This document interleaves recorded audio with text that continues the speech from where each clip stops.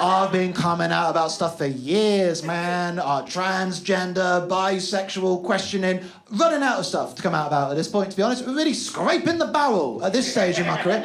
Genuinely, recently, considered coming out about my Myers-Briggs. That's how bad it's got. That's how bad it's got.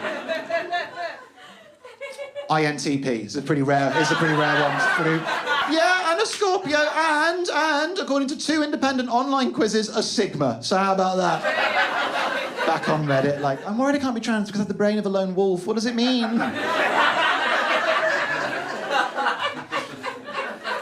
First thing I ever came out about, 22 years old, I came out to all my friends as non-binary, and they all reacted in exactly the same way. They went, oh, that's amazing, man. Sorry, mate.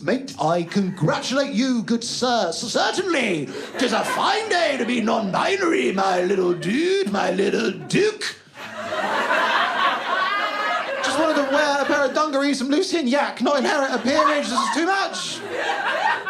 That's why I loved it when Queer came along. Oh, my God. Do you remember when Queer rebranded? Oh, my God. I use Queer all the time now, which is very brave of me, because I have no idea what it means. Not the foggiest, and I refuse to look it up because it's my truth.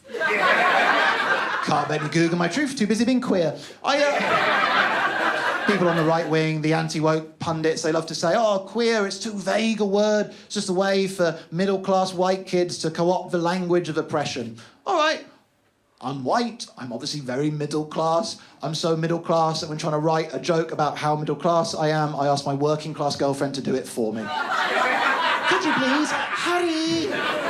It's good, she did a good job, I think. I like it. Listen, I love being pedantic about language. It's one of the middle-class diagnostic criteria. But for me, the joy of queerness is in its vagueness. Like, we're not nation states. Our borders are fluid.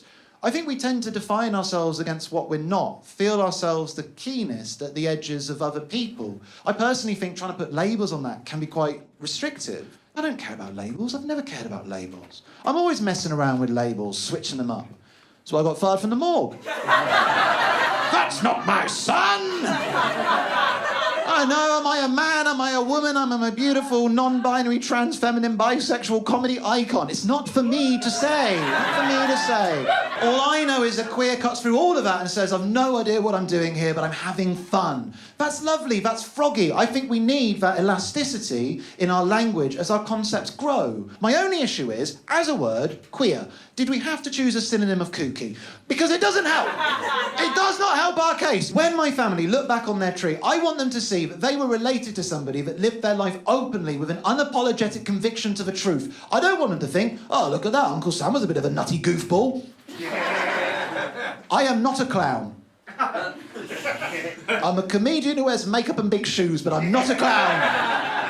I drive a normal-sized car containing a sensible amount of men.